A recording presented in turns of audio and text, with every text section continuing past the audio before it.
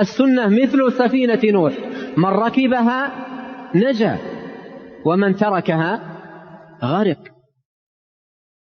السلام عليكم ورحمة الله وبركاته. الحمد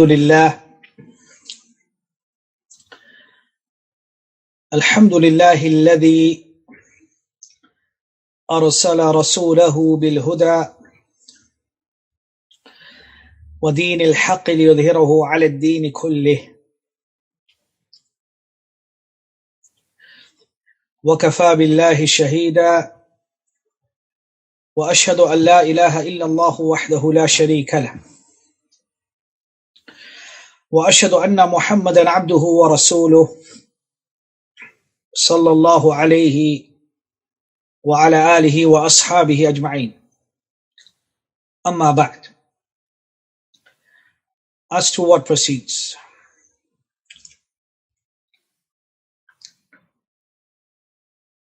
after praising Allah the Most High, separated from His creation in a manner which befits His Majesty, with love and veneration,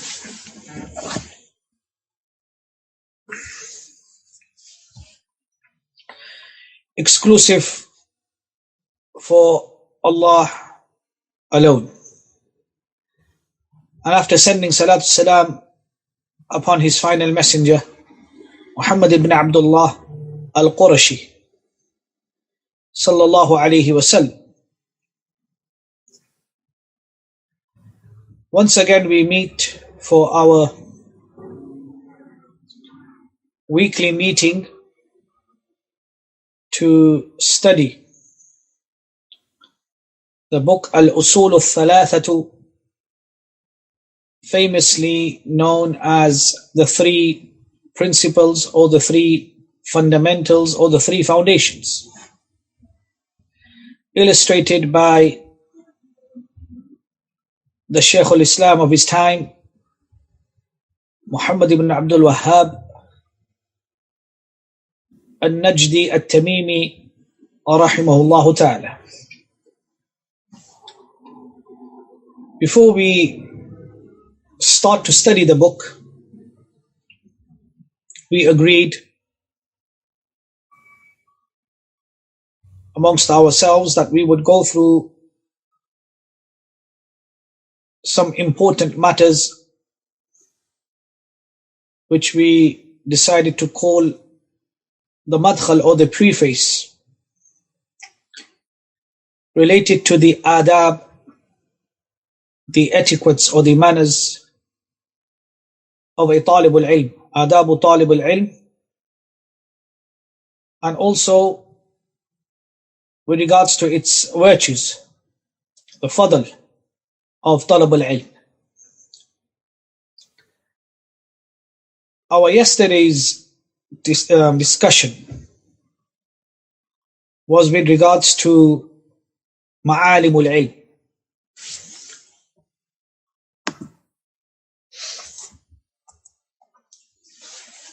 Ma'alim in the Arabic language is the plural of ma'lam. Linguistically, it refers to a landmark. Ma'lam being the singular and ma'alim being its plural. Ma'alim al-ulum refers to the milestones and landmarks of knowledge. I mentioned yesterday that for any subject that a student of knowledge studies, it is important that that student of knowledge is familiar and well acquainted with three milestones or landmarks relating to that subject. The al-ma'lam al-awwal, or the first landmark or milestone, is abwabu dhalika al-ilmi, the different sections or doors of that subject. So we have a subject, and then that subject has doors. Each door of that subject has masail, has issues. So subject, then the different doors or windows, and then each window has issues related to that subject. So do we understand the first thing that a student of knowledge should understand? So for example, let's take a practical example to understand this first milestone. So the subject would be ilm al-Aqeedah, for example, Aqeedah. Everybody knows Aqeedah. And then Aqeedah is the core subject. Under Aqeedah comes the different doors or the different windows of what? For example, al-Uluhiyyah, Tawheed al-Uluhiyyah, Tawheed al-Rububiyyah, Tawheed al-Asma'i wal-Sifat, al-Tawassul wal-Wasila, al-Isti'ana wal-Istighatha. And then under each door of this subject, you will have issues, masail. So for example, Tawheed al-Ibadah, for example, may have 15 or 16 important issues. Tawheed al-Asma wa Sifat might have 25. So all this is something which the student of knowledge must be acquainted with before studying that subject. So that's the set out of the subject. The core subject, the doors that come under it, abwab, or the chapters, or the sections, or the divisions, call it what you want. Let's call it core subject and the sections. And then each section has issues, masail under it. So before you study a subject, you must be aware and must have knowledge of this subject. It's no point studying Aqeedah and you don't know this fundamentally. In order for this landmark or this milestone to be clear to you,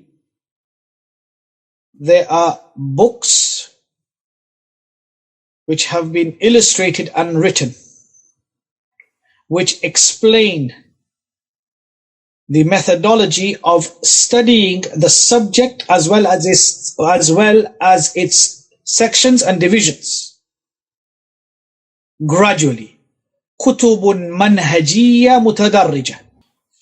So these books which have been illustrated and have been written or authored by the scholars have to be studied by the student of knowledge, but in a gradual process. So the books that he starts to study start from the elementary level, then go to the intermediate level, and then go to the advanced level.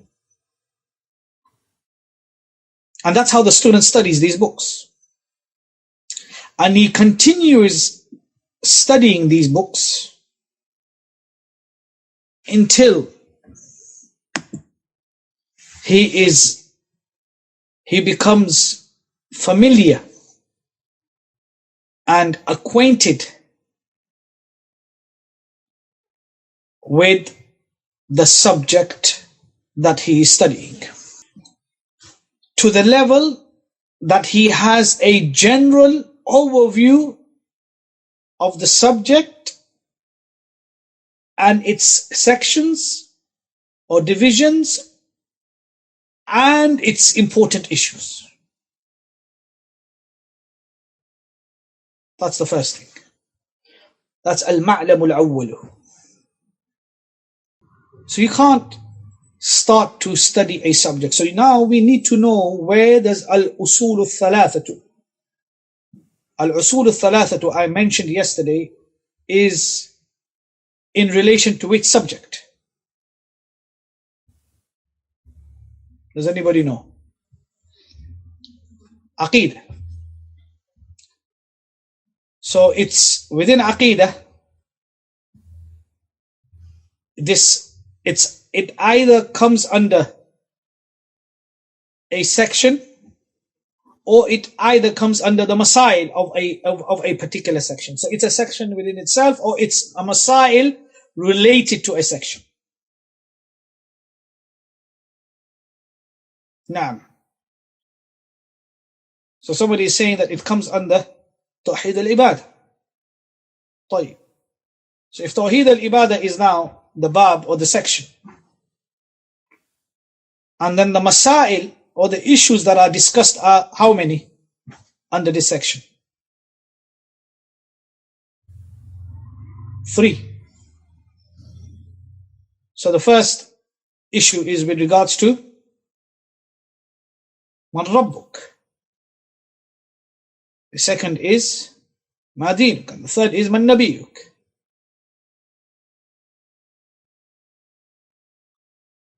So these are the 3 issues that will be discussed in this book,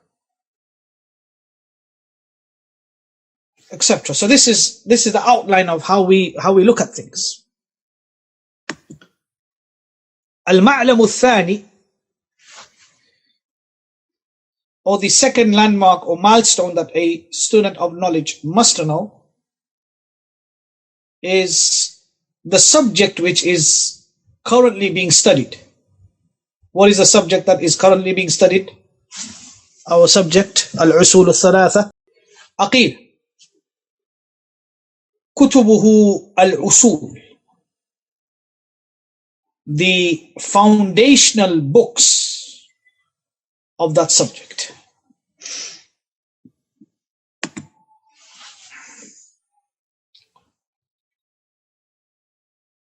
يعني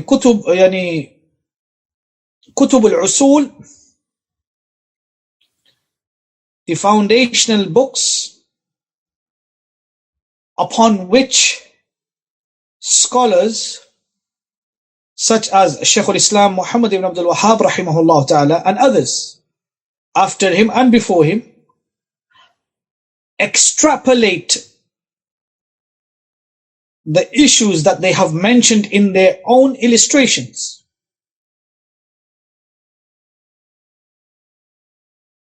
And this knowledge that they have penned down for you, which has reached us. And you find that they constantly and regularly and always and deeply refer back to these books, foundational books. And what are the books that they are always, constantly referring to? Their referral is always done to these books. The reliance is upon these books of usul.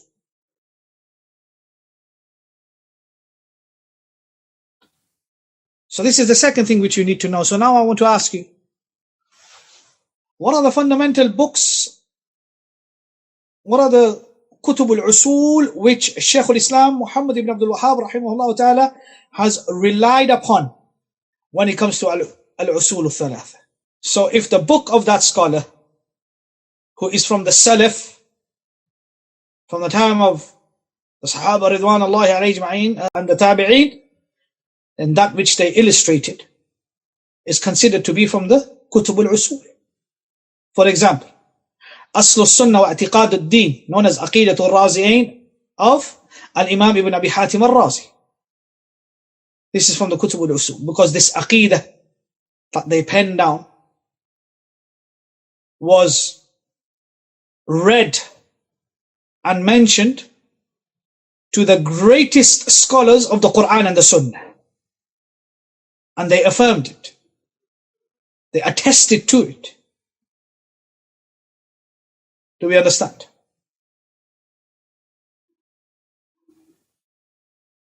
Now, so what does the student of knowledge do? The student of knowledge, when he knows the Kutub al-Usul, he knows the categories of Kutub al-Usul. So Kutub al-Usul are in different categories and of different levels. So he knows, for example, Sunnah I'tiqad is from the earliest books that talk about deviance, as well as they talk about the precepts of Ahl Sunnah. And then you have the books that came after them, from the 3rd century to the 4th century to the 5th century to the 6th century to the 7th century, and so on. And he knows the methodology. He becomes familiar, or she becomes familiar with the manhaj, or the methodology of the author. This is something which is very important, and I see that a lot of students of knowledge, they have no idea.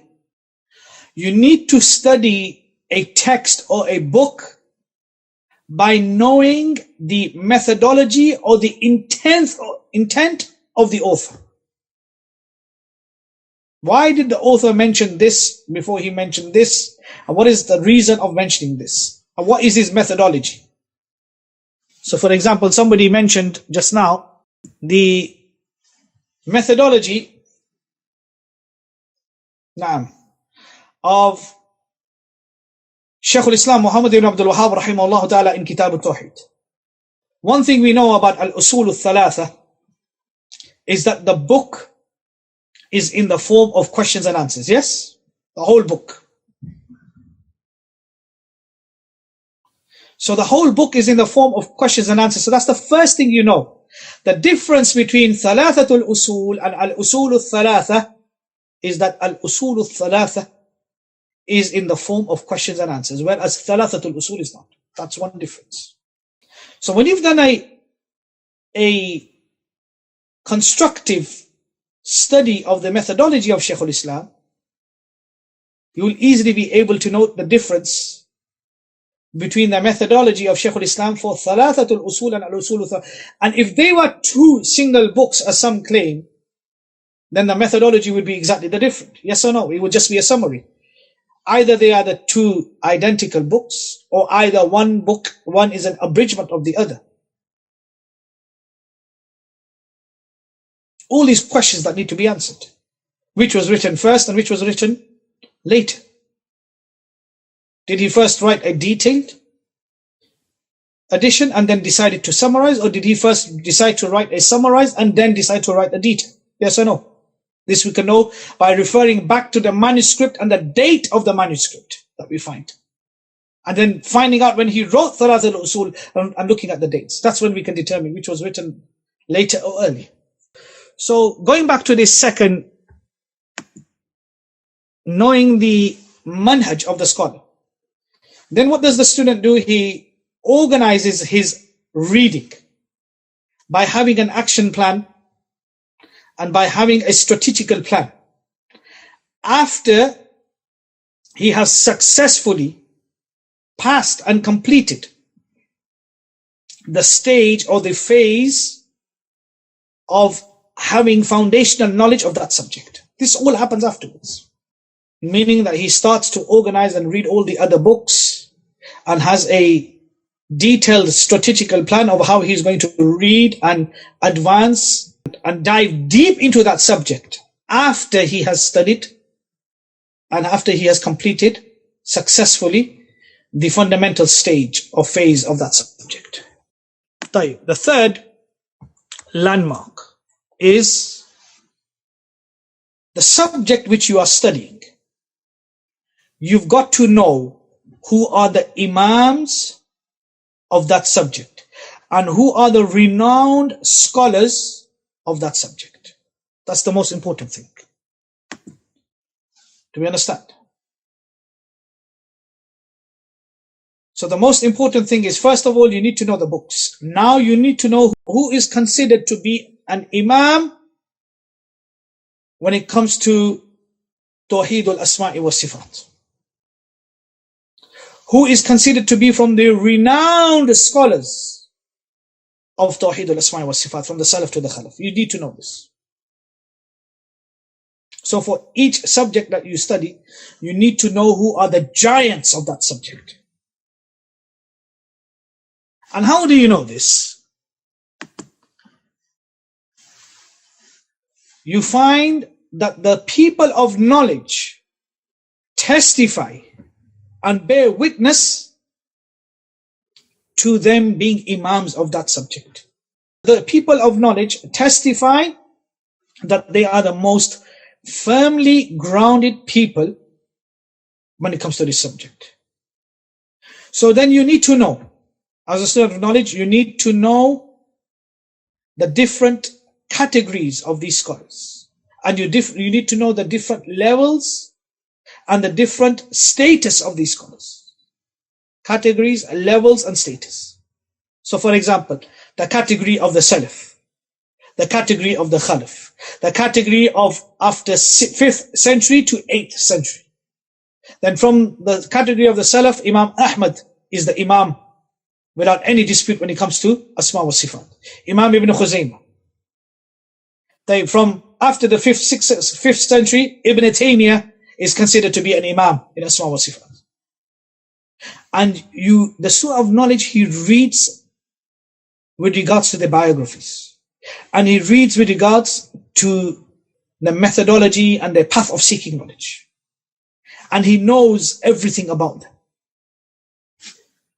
And he learns how they studied this subject which they mastered and became imam of, and what's the best way of studying that subject. Fully aware. He becomes fully aware of how they mastered that subject and how they learned that subject and how they showed great importance to that subject. How many minutes left for Maghrib in London?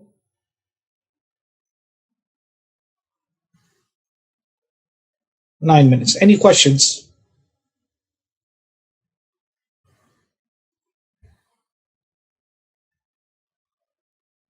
No.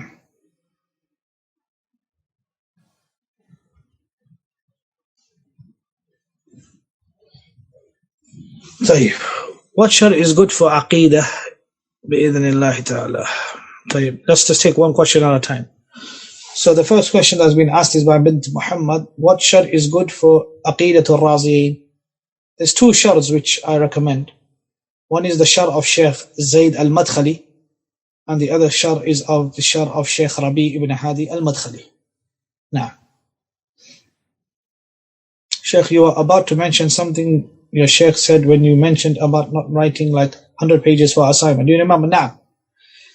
So, one of my sheikhs used to say to me that when you write, some people when they write PDFs or refutations in the West, I don't even call them refutations. A lot of the time it's just a waste of paper and ink. So the sheikh used to say to us, don't waste ink, meaning don't write so many pages. Don't think that just because you're writing so many pages, the standard and the level of your work is of a high quality and caliber. That is not how a good assignment is assessed. This is something which you find amongst Salafis. They think, oh, he wrote 150-page PDF on him. Have you seen this in the West? Oh, 175 pages he wrote on him. So the important issue here is to save wasting ink and paper. So the Shaykh used to say, هذا تسويد البياض. This is just adding black ink to white paper. That's what our Shaykh used to say. Don't add black ink to white paper. So this is something which is very important. Now, barakallah fiqh. Somebody asked if how would you expect this paper to be at the minimum? I know you said there is no limit, but I always worry about writing too little. Barakallah fi. I would say at this moment in time is a maximum of 10 pages. If I was to write something, then I think that for me, 10 pages would be the maximum. And the minimum obviously depends, 9, as ever you wish. But 10 pages is the maximum that I would look at. And this is my opinion. That doesn't mean you have to follow it. I don't think I would be able to write 10 pages at this moment in time, but I would do so. Now, somebody asked a question before that. Those who have asked the question, can they ask the question? Please. Now, I would like to know with regards to the recordings. I know some students may miss a few classes, but due to recordings were not available and they are not able to understand text on their own. For example, of Bayquniya, they leave the class unfortunately. With regards to the recordings, if you're somebody who is a regular attendee and miss 1 or 2 classes, then you will be given access to al-Bayquniya. Like I said on Saturday, al-Usul ath-Thalathah that was mentioned by the webmaster will be available. But you need to be somebody who attends regularly. The reason why I say this is that it's not fair for you students today. How many of you here today now? 85 of you. There was 94 of you in the beginning who attend the lessons. They have the right to access the lessons at any time for those who attend them. And for those who have not attended, if they request the recordings to be given to them and they did not attend the lessons, and they're not somebody who had one circumstance, then it's not fair on you students. This is not justice. This is our methodology.